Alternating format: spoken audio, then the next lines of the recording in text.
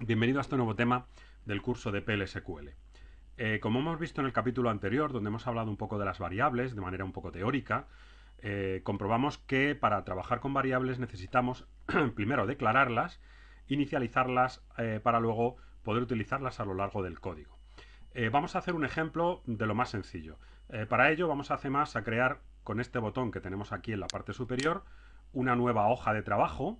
Recordar que nos va a pedir con qué tipo de conexión vamos a abrir esta hoja.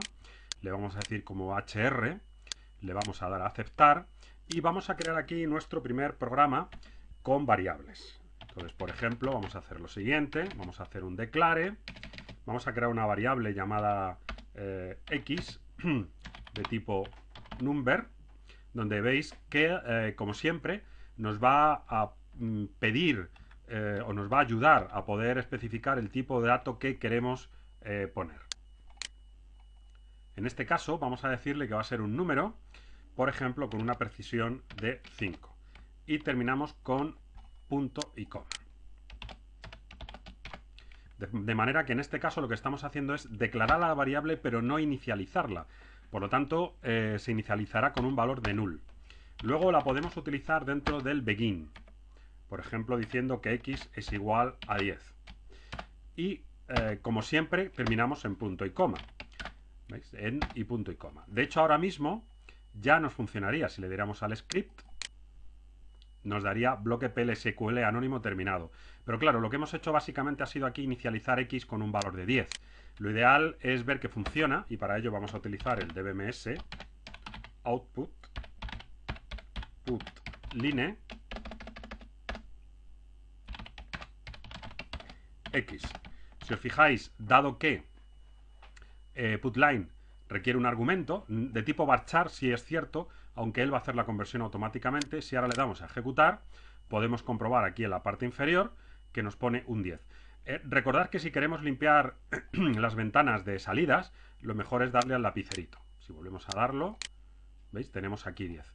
Ni qué decir tiene que podemos incluso hacer operaciones. Por ejemplo, si pongo x por 90 dentro del propio dbms putLine y lo ejecuto, me sale el resultado correcto.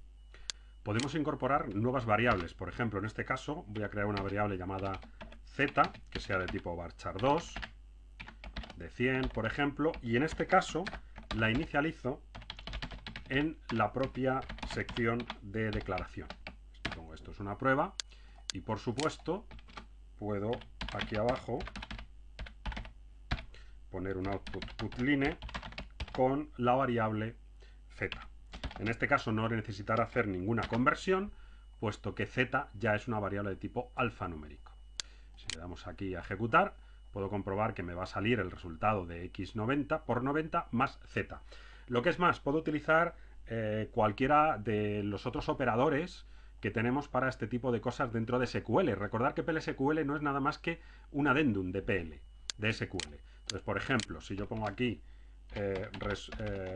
resultado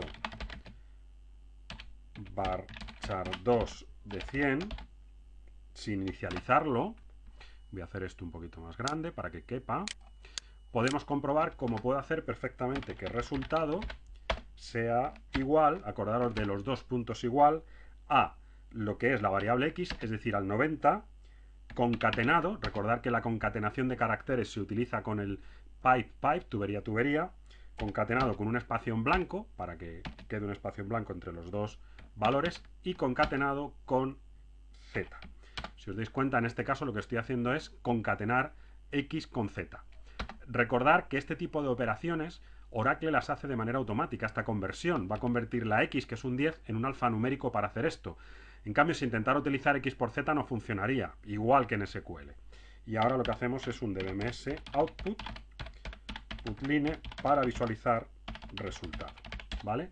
Recordar que como son variables, si os dais cuenta, yo no estoy utilizando ni comillas ni nada dentro del dbms putLine. Si ahora lo ejecuto, nos va a salir, como veis aquí, el primero, que es 900, el segundo putLine, que esto es una prueba, y el tercero, que es el resultado de la concatenar las otras dos.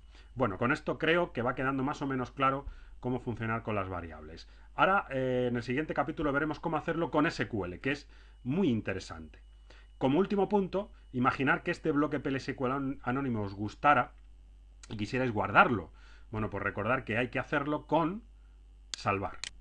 ¿De acuerdo? Al darle a salvar, lo que va a hacer es guardarlo como un punto SQL.